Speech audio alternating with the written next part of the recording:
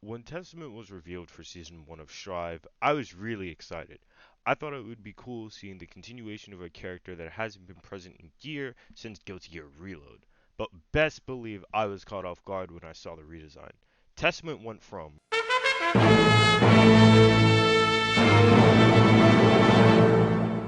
to,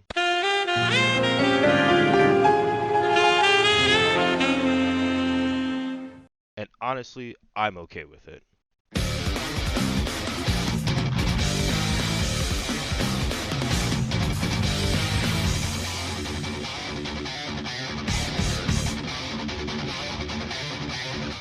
Hello and welcome to the second episode of Daisuke Dissects, the series where I, your host, Reefer Games, goes in and dissects the music composed by the legendary game developer, composer, and all-around creative genius, Daisuke Ishiwatari. If you would like to know more info on the man himself, as well as learn about the hidden meaning behind the theme Hellfire, then I suggest you go check out episode 1. With all that out of the way, I think it's time to finally talk about the elegant Grim Reaper themselves, Testament, and the meaning behind their theme, Like a Weed, Naturally, as a matter of course. Orphaned at a young age due to the war between Gears and humanity, Testament would be adopted by Cliff Underson, a commander in the Sacred Order of the Holy Knights. Due to Cliff saving Testament and giving them a home, they would eventually volunteer as a knight for the Order, despite their hatred for violence. Things would go awry, however, when Testament would be captured by the government and be experimented on, eventually being converted into a gear. And due to the orders of justice, they would find themselves in combat with humanity. Cliff and Testament would eventually engage in a conflict, and Cliff would have been forced to kill Testament, but ultimately failed as Testament survived the encounter. When war ended and justice was sealed, Testament would open up a tournament in order to gain enough energy to free justice, but failed due to the combined efforts of Soul Bad Guy and Kai Kisk. After this, Testament would wander the world, eventually finding the village where Cliff would be buried. There, they would meet a blind girl named Josephine and a half-gear named Dizzy, who Testament would swear to protect. Testament and Dizzy would eventually leave the forest they reside in which then they would meet Johnny of the Jellyfish Pirates, who offered to take Dizzy in. Accepting the offer, Testament would go back and watch over the forest. And this is where we sort of leave off with Testament's story.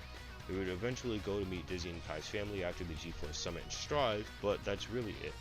With the lore breakdown done, I say we finally get into the theme.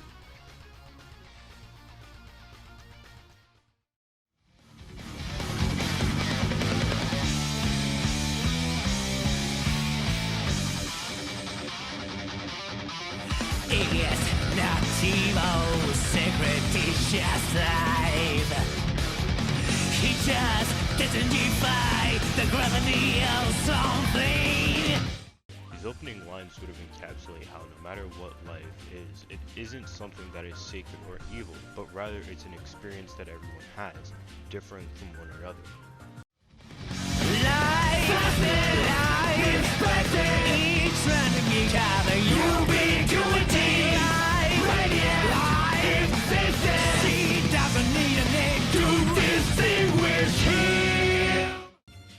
Feeling sustained, respected, radiant, and just simply existing are all feelings that are a part of life, intertwined with one another. With these being feelings, however, she, most likely being Dizzy, does not need to name these feelings or needs a name to the person who makes her feel these things, the he in this instance referring to Kai Kisk. However, if this verse is referring to Testament themselves, then the he could also be a stand-in for Cliff Underson. Something else in the song is going to make this a bit more apparent, but I'll talk about that when we actually get to it. Oh, she flies through the proud darkness, rather than the breathless vastness of the world. And yet, they didn't only tell the heart of herself. He believes she's won all again. This segment is pretty tricky to place down who's being talked about as the pronouns are constantly switching. What I think this could be referring to, however, is when Dizzy and Kai first met, as neither of them rejected the other, believing that they were both a part of something bigger than themselves. However, With this, we get the idea that this isn't necessarily a theme about Testament, but rather a theme talking about all of the people that have influenced Testament onto their journey of traveling the world, and pretty much is where they are right now. No exception, it's just less. I guess you can't trust a gentle tiger. These lines are without a doubt conveying the feelings of guilt that Testament has had over their life, as a once gentle person has been forced to hurt people and do terrible things. Remember, they do actually have a disdain for violence, but after the whole thing with justice being converted into a gear and everything, that's sort of been warped and lost to time.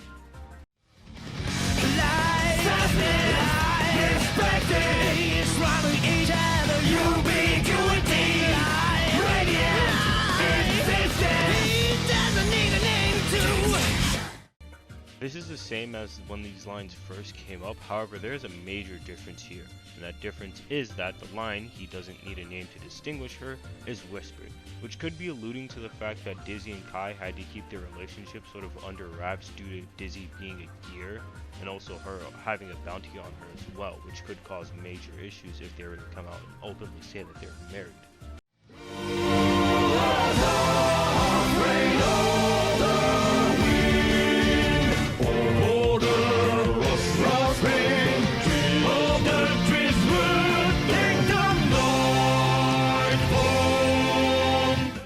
These lines, I feel, are just a general commentary on the gears and the whole gear race as a whole, as they were in fact feared for the immense amount of power that they held.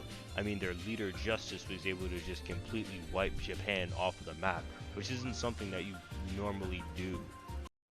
Oh, he flies to be the wings of the flight flares, fly high to be seen from everywhere. He just tells them here's the reason whispering. He believes he sees one of a chain. This part right here is where I said that he could be a stand-in for Cliff and not Kai. In this story, Cliff has a track record for saving people who didn't have the capabilities to fight for themselves, being the wings of the flightless in this sense. The Fly High could also be in reference to Cliff, as Fly High could be Testament paying respects to Cliff, acknowledging that his life has had a massive impact on many people. The pronoun switching once again makes this a bit hard, but I feel like this could actually be Cliff watching over Dizzy, potentially seeing the same thing that Kai saw in her, also believing that she is an ally of humanity and not the gears. Oh, he flies through the proud darkness, rather than the breathless vastness of the world. And yet she reaches the light himself. She believes he's These lines sort of serve as the inverse to how it was used earlier, with this time Kai being the one to navigate through the dark, probably referring to the time he was in turmoil for having to hide his wife and son from the world. Despite all of this, however, Dizzy does not bear any ill will towards Kai and simply accepts this as her new life, believing that this is the right thing to do as to not be a burden onto Kai. at night to see the sun of tomorrow. He never wanted a special day. He just wanted to be there like a weed, naturally, as a matter of course. He believes we're one.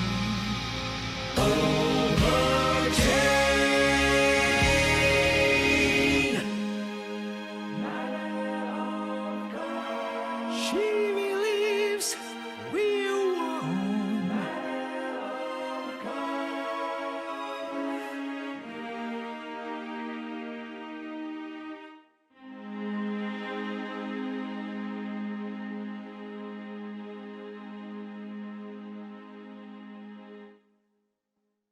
Flying in order to see what tomorrow holds is incredibly important to both Testament and Dizzy as characters, as one travels the world in order to experience everything and atone for their wrongdoings, whilst the other is the catalyst for Gear and humans' relations to come about in a more positive light. Speaking about that, however, we switch over for a line to talk about Kai and his desire to make a world where Gears and humans are equal. With Dizzy by his side, he will surely make this desire into a reality. The last two lines to me read as either Kai or Cliff and Dizzy affirming to Testament that despite all the wrong things Testament has done, they show genuine yearning for atonement.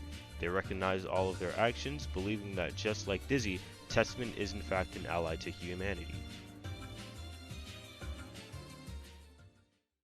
Testament's theme, in essence, is them remembering all of the people who have influenced them to take this journey for atonement, as well as them remembering that no matter what, there are people like Kai who make their goal to make the world a better place for both humans and Gears. The highs and lows of this theme really make it a fun tune, especially with the more orchestral portions that are sort of thrown in there for a loop.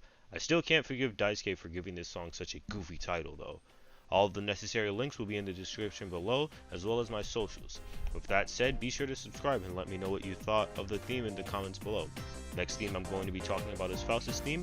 With all that, I bid the people a farewell.